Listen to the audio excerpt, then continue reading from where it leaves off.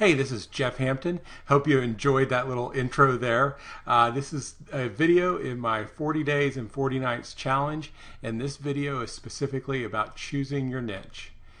This is an incredibly important part, probably the most important part of the entire process.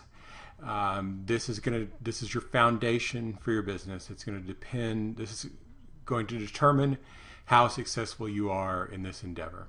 First, let's talk about rule number one, and this is really the only rule, is that your niche must be something that you're actually interested in. You're going to be building a business asset here. This is something you can be proud of. You're going to be devoting time to it. You're going to have to be thinking about this, and you are far more likely to succeed if this is something that you enjoy.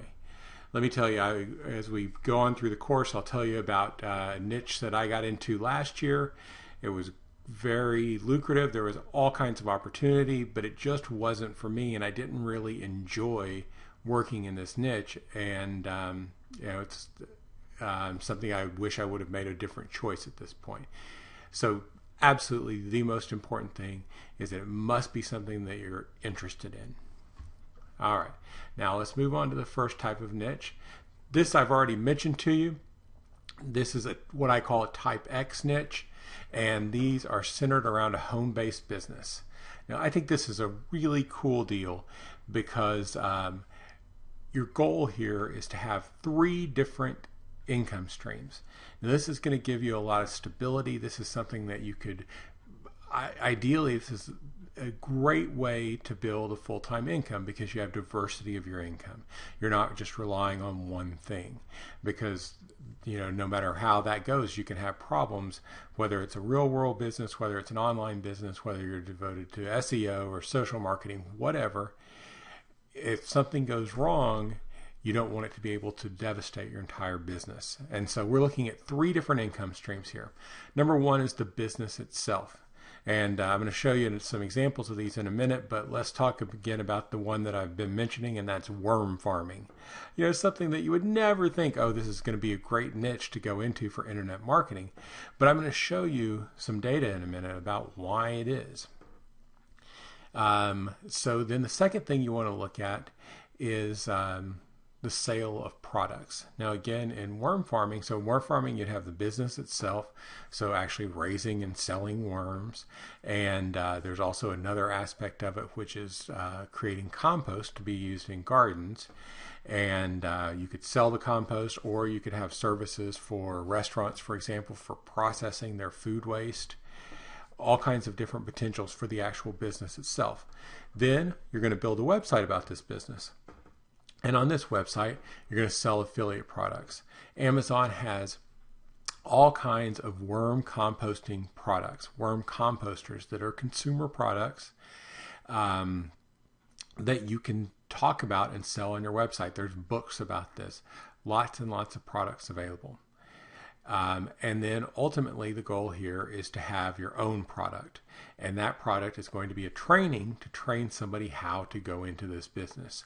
So let's say that you have your worm business set up and you're selling worms to local fishermen, you're making compost and you're selling the compost, and you're making, let's say, $200 a month. Not a whole lot of money. But it's a business. It's income coming in. Now this is where it gets really interesting. Even if if you can just have that modest level of success, if you can verify that and show that you know the business and show that you know how to do it, then other people will want to learn what you know, and they will pay to do that. And what I found in looking at programs like this is that people will tend to pay about 10% per month of what they earn. If it's a program where people can realistically expect to earn about $5,000 a month, which I've seen, then those typically are going to charge about $500 a month, about 10%, to be in that program. So that's a goal to have in mind. So those 3 income streams is what's the magic of this type of niche. Now let's look at some examples. Worm farming, I talked about. Crafts, check on Etsy. There's all kinds of things available there. Jewelry making is one that comes to mind. Now, what you don't want to do is make it so specific that by training people, you're going to be creating competition for yourself. You don't want a market that can get saturated. For example, let's say you're making jewelry out of soda bottle lids. All right, I've seen that before. Well, if you train and your market is Etsy, if you get 20 people into a program teaching them how to do this, and they're all trying to sell their bottle cap jewelry on Etsy, you're very likely going to saturate the market. So it needs to be something much more general, jewelry making in general. Photography, on the other hand, is something where you don't want to go too general. You want to have a specific sub-niche because you're not going to be able to set up any kind of realistic program where you can teach somebody to be a photographer in general. There are university degrees for this. There are schools that take years to learn how to be just a general photographer. However, if you talk about very specific types of photography, for example, wedding photography, you're going to attract people who already know how to take photographs, and they're looking for that business aspect. How can I make money as a photographer? And so that is going to give you an easy entry into that market. T-shirt printing. This is a niche that I used to be in. As some of you know, I did a little webinar about this. Definitely a great one that you can go into, that you can make money in, and that you can teach other people how to do the same. All right, some not so good examples. As I said, general photography, just how to be a photographer. Way too broad. It's not something you're going to be able to teach. However, this might be a good type Y niche. This is, and as we'll see in a minute, type Y is a niche. A type Y niche is not based on a business. So I'll get to that in a moment. Tutoring. Tutoring, I think, is a good example because tutoring is an excellent home-based business to set up. But the problem from our perspective is that it's very, very low cost, low barrier to entry. You might think, well, that's good. I can set up my business as a tutor. But the problem is you're not going to have products to sell to those people. And so that takes out one of your three income streams. We talked about the three income streams are the revenue from the business itself, the sale of affiliate products, and the sale of products you create. So there's not going to be a whole lot of affiliate products that tutors are going to buy. There might be stuff out there, but I don't think people going into the tutoring business are going to buy a whole lot of products. All right, I came up with an awesome one today, and that's only revealed inside the Facebook group. So there'll be a link below this video if you're not a member of the group yet. And if you are, check in there for a cool Type X niche that I came up with today. All right, let's move on to Type Y niches. All right, Type Y niches, it says Type X there. I'll have to go back and change that. Should be Type Y niches are sites that are centered around a hobby, a passion, or an interest. Now, this is probably what the vast majority of you are going to go into. And this is different from the Type X niche that was business based. In this, we're not trying to train people how to start a business. In this, we're just setting up a site or an online presence, as we'll see later. And we're going to mainly be selling affiliate products. Now, you might want to, depending on the niche, produce your own product. And this might be something that you could expand later on into a Type X business. For example, as I said, photography might be good here. You could start a site about photography and just talk about your experiences learning the hobby of photography. You can have all kinds of product reviews and tips that you've learned. Then you might want to expand that into a business. You might take up doing photography at children's birthday parties. All right, believe it or not, that's a real niche that you could go into. And so you could expand this into the Type X niche that we initially talked about. Let's look at some examples. All right, so as I said, photography, specific dog breeds. Now, this is what I was into that I said that didn't work out so well for me. I like dogs. I don't necessarily like writing about dogs every single day. All right, so if you're into German Shepherds or Pit Bulls or whatever the breed may be, this could potentially be something good to go into. And you would be amazed how many products Amazon has based on these breeds. People tend to be very, they really like to buy, if they have German Shepherds, people tend to like to have German Shepherd bumper stickers and all kinds. I love my German Shepherd t-shirts and things like that. People buy all kinds of treats and special foods for their dog. Americans spend billions of dollars a year on their pets. So definitely a very good niche to go into. Specific sports. Now it's going to depend. You want something that has lots of gear. Golf is a good example. If you're using golf, I'd want to have some kind of specific angle that you're looking at. Hunting, bow hunting, for example. That would be a great one. There's all kinds of gear that's required. Fishing, again, tons and tons of gear, something people are very passionate about. You want something where people are going to regularly purchase products. You don't want this to be a one-time purchase, and you want passion behind it. Let's look at a couple of not so good examples. Meteorites. All right, meteorites have been in the news lately. You could get all kinds of traffic from that, I'm sure, but it's not, there are people who are searching for meteorites. People who are going to websites about meteorites aren't buying anything. They don't want to go out and buy a meteorite. They just want to find out about meteorites. So even though that's something very interesting, that's going to be much, much, much harder to monetize. Early American history. Again, something very interesting. There are tons of books out there, but it's going to be, people aren't necessarily buying a new book on early American history every week or even every month. And it's also going to be much harder to establish yourself as an authority in that niche.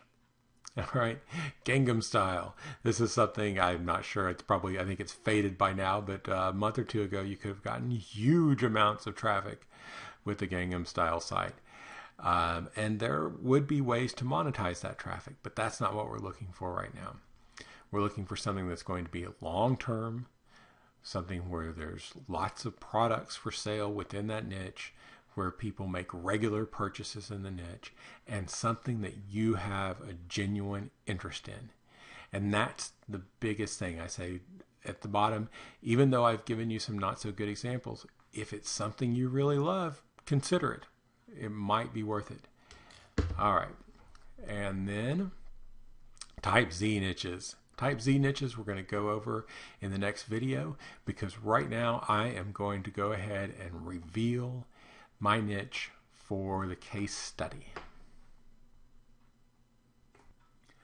All right, my niche that I'm going to be using for our case study is home soda makers, specifically the SodaStream models.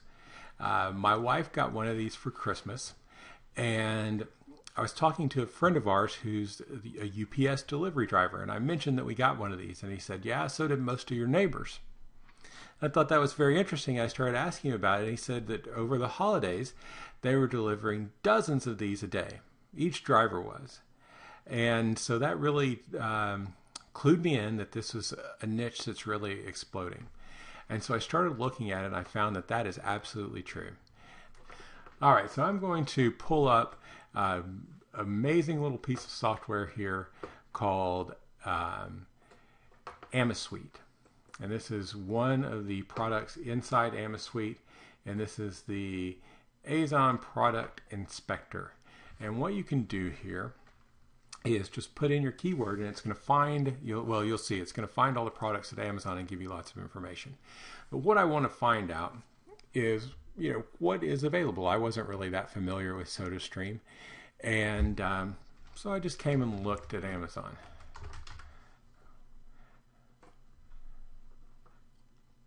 Okay, you see it running here. I'm going to pause this. It's not going to take more than a minute. All right, and now it has found all of the SodaStream products, and you can see 229 total items.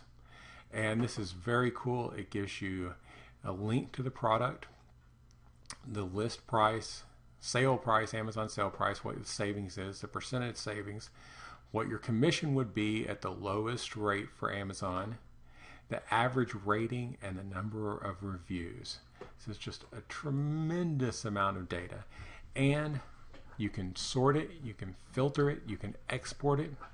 So let's look at,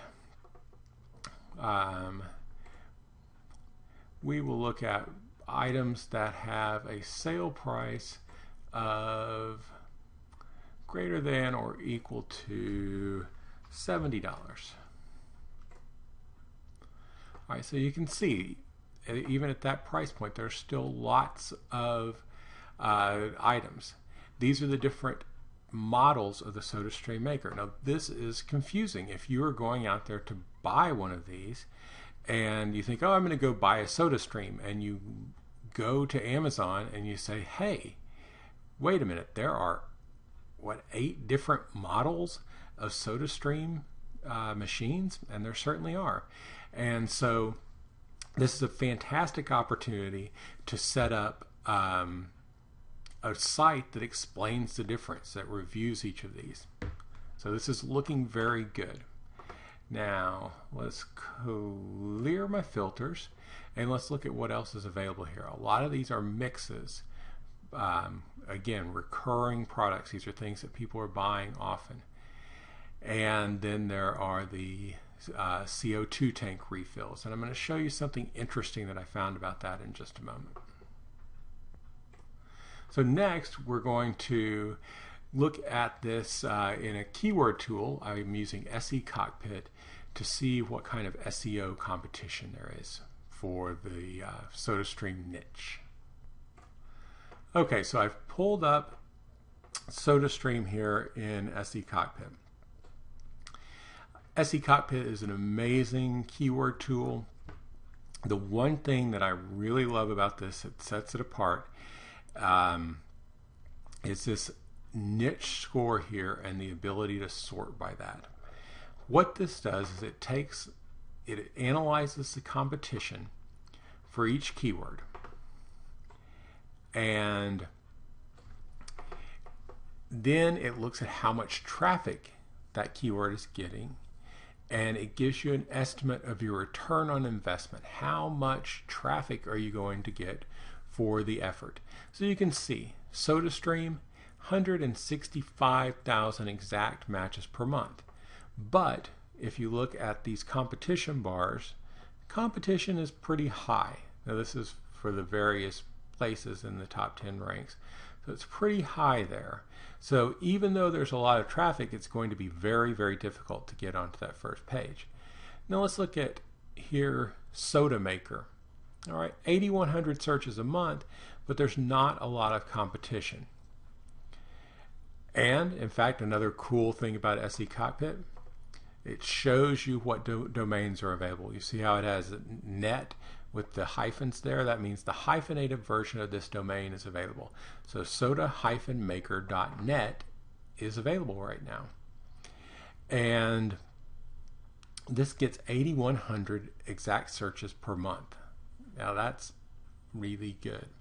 And the competition is low. Now I'm going to pull this up and we're going to look at the exact competition for this keyword. Now you can see, so this is again Soda Maker, and the #1 listing is Amazon. You can see the SodaStream USA site, Target, YouTube. But a lot of these, if it has green here, that means it's good. That means the competition is not too hard. For example, Bed Bath & Beyond. The domain has quite a bit of authority, but this page itself has no links. It only has 2 total links. It has no Facebook likes. It has no Facebook shares. It has no tweets. This is a keyword that I am going to be going for. However, even though this exact match domain is available, I'm not going to get that because I want a brandable domain. I don't want anything with a hyphen, and I don't want a .net. We're going to be talking more about this in one of the next videos, and I'll explain that. I have used those a lot in the past, but for this specific type of site, we want a .com and we don't want it hyphenated. We want something brandable. All right, so this looks good. Now this is cool. I'm going to show you how we sort by niche score. So I'm going to sort descending, and so this gives me the best keywords up here at the top. So I know that these are the ones that I should be looking for, and you can see Soda Club. I'm not sure exactly what that means, and there's I'll have to look at that and see what they mean by that. Soda Maker, we know, is a good one. Soda Water. Okay, SodaStream Crystal, SodaStream Penguin. These are two of the models, and we can see they're getting good search volume, very, very low competition.